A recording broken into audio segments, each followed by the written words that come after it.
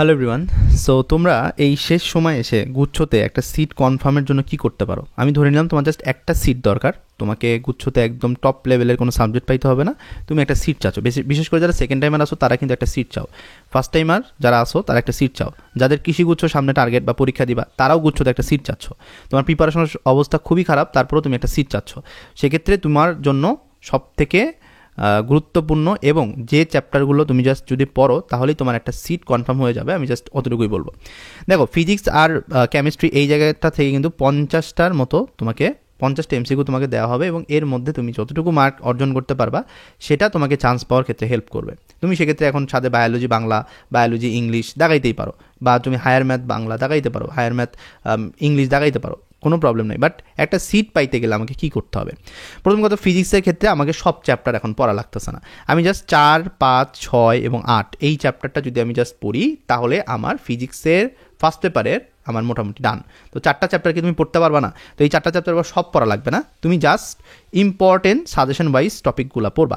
Already আমাদের exam ব্যাচে দেখবা যে সাজেশন টপিক দেওয়া আছে, জাস্ট অতটুকু তুমি কোয়েশ্চেন ব্যাংক থেকে যদি পড়ো তাহলে তোমার জন্য ইনাফ। কারণ এই চ্যাপ্টারগুলো থেকে প্রশ্ন আসবেই। দেখা যাবে নিউটনীয় বলবিদ্যা থেকে 4টা প্রশ্ন দিয়ে দিয়েছে, তারপর কাজ ক্ষমতা থেকে 2টা প্রশ্ন আসছে, 6 নম্বর মহাকোষ অভিকোষ থেকে মিনিমাম একটা থেকে 2টা কোয়েশ্চেন আসবে, এবং 8 নম্বর চ্যাপ্টার পর্যাবৃত গতি থেকে তো কোয়েশ্চেন দিবেই।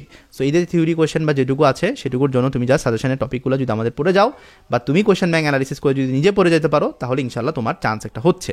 ঠিক আছে, মানে ফিজিক্সে তোমাকে মার্ক পাওয়ানোর জন্য এই চ্যাপ্টারটা পড়তে হবে। সেকেন্ড পেপারের ক্ষেত্রে মাত্র তুমি যদি জাস্ট 3টা চ্যাপ্টার দেখে যেতে পারো তাও তুমি ফিজিক্সে কিছু হইলেও কমন পাবো। যাদের এরকম টার্গেট যে ফিজিক্সে আমাকে 25-এর মধ্যে 20 পাওয়া লাগতেছে না, 15 পাওয়া লাগতেছে না, জাস্ট তুমি যদি 13-14 মার্ক ইনশিওর করতে চাও তাহলে জাস্ট এতটুকু অংশ পড়ে যাবা, শেষ।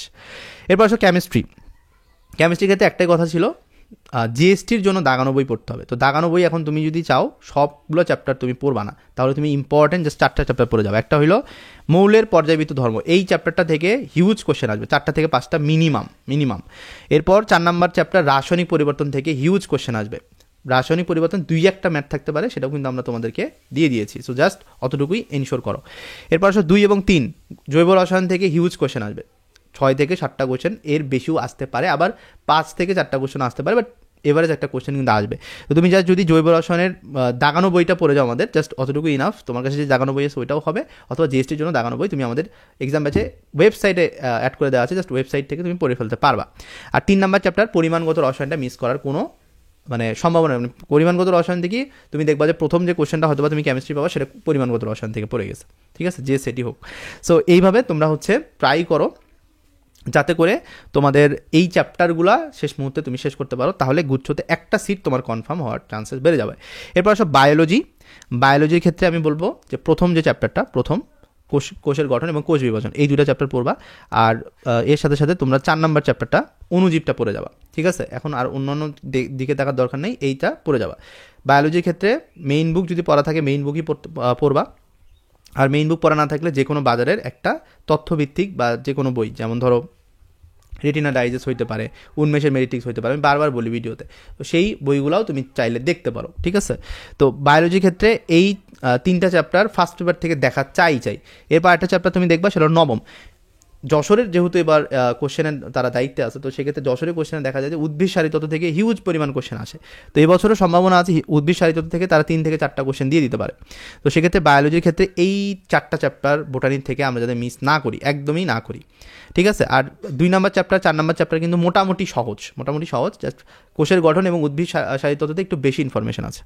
আচ্ছা, এরপর আসলে জুলজির ক্ষেত্রে আমি 1 এবং 2 আর 11 এই 3টা চ্যাপ্টার জাস্ট করতে বলবো, যাদের লাস্ট মিনিটে এসে এখন একটু দেখা লাগবে।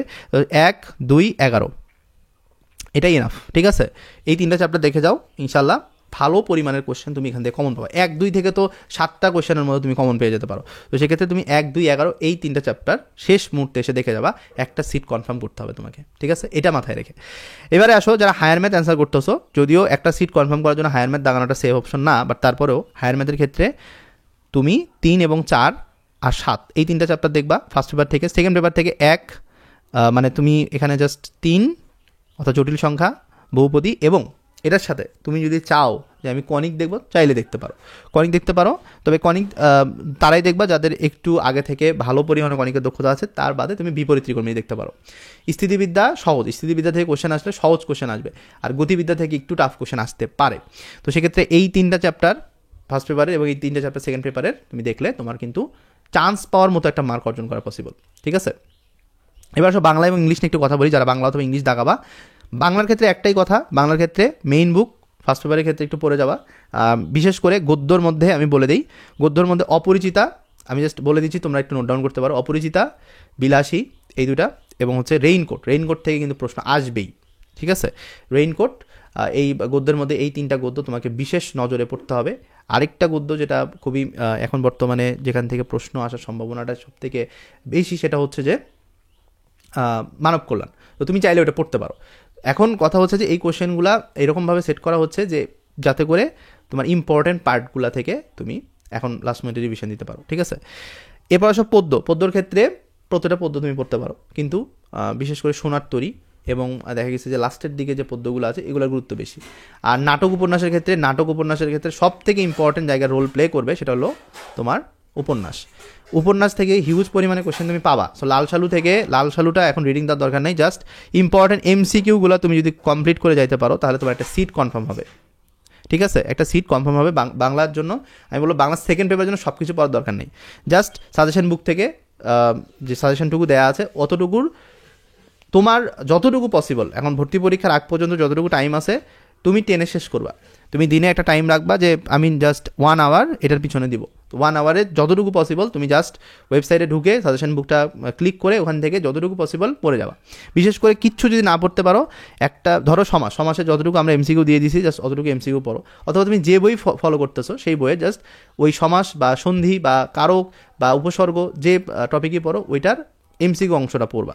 ঠিক আছে, এমসিকিউ কী দেওয়া আছে এতটুকু পড়লে কিন্তু তোমার আইডিয়া হবে এবং তুমি চান্স পাওয়ার জন্য মার্ক অর্জন করতে পারবা। ঠিক আছে, আর ইংলিশের জন্য বেসিক কথা বলার সুযোগ নাই। প্রথম কথা হচ্ছে রুলস এখন আর পড়ো না। ইংলিশের ক্ষেত্রে তোমাকে চান্স পাইতে গেলে এখন রুলস পড়া লাগবে না। ইংলিশের ক্ষেত্রে একটা মিনিমাম নাম্বার আনতে পারলে 7, 8, 9, 10 নাম্বার যদি তুমি পাও 25টা কোশ্চেনের মধ্যে, তাহলে তোমার ইংলিশে সুপার লেভেল, মানে তোমার চান্স পাওয়ার মতো মার্ক কিন্তু ইংলিশ দিয়ে উঠবে। তো ইংলিশের ক্ষেত্রে আমি বলবো, ইংলিশের ক্ষেত্রে লাস্ট মিনিটে এসে কিছু না পারলেও বিসিএস এর কোশ্চেন জাস্ট দেখে যাও, দেখবা যে কিছু কোশ্চেন হুবহু তোমার কমন পড়ে গেছে, অথবা ওই টাইপের কোশ্চেনই দিছে, তুমি আন্দাজও অ্যান্সার করতে পারবা। অর্থাৎ তুমি জাস্ট কোশ্চেনটা দেখে একটা অ্যাজিউম করবা, যে অনুমান করবা, করেও তুমি অ্যান্সার করতে পারবা। তো এই জন্য বিসিএস এর লাস্ট যত বছরের কোশ্চেন পারো সলভ করে যাও। এক্সট্রা করে দেখতে চাইলে যশোরের কোশ্চেনটা দেখে যাবা, তাহলে তোমার আর কিছু লাগবে না। তো এই ছিল ব্যাপার। জিএসটিতে একটা সিট যদি তুমি এই ইউনিটের ক্ষেত্রে কনফার্ম করতে চাও, তাহলে লাস্ট মিনিটে এসে জাস্ট এই কাজগুলোই তুমি করো। আর প্রতিদিন একটা করে মডেল টেস্ট দাও, যাতে করে তোমার পরীক্ষার সাথে তুমি এঙ্গেজ থাকতে পারো। ভর্তি পরীক্ষার হলে গিয়ে মাথায় হাত দেওয়া লাগবে না যে ভাই আমার তো নতুন লাগতেছে সব কিছু, না নতুন লাগতেছে না। তুমি জাস্ট একটা এক্সাম দাও, প্রতিদিন একটা করে দাও, তাহলে দেখবা যে তোমার হয়ে যাচ্ছে। আর আমাদের কিন্তু মডেল টেস্ট চলতেছে, যারা এক্সাম ব্যাচে এখনও অ্যাড হও নাই তারা মডেল টেস্টগুলো দিবা এবং প্রত্যেকটা মডেল টেস্ট দিয়ে দেখা ট্রাই করবে যে কী লেভেলের পারফরমেন্স তোমার আসতেছে। ঠিক আছে, দেখা হচ্ছে নতুন ভিডিওতে, ততক্ষণ ভালো থাকো, ধন্যবাদ সবাইকে।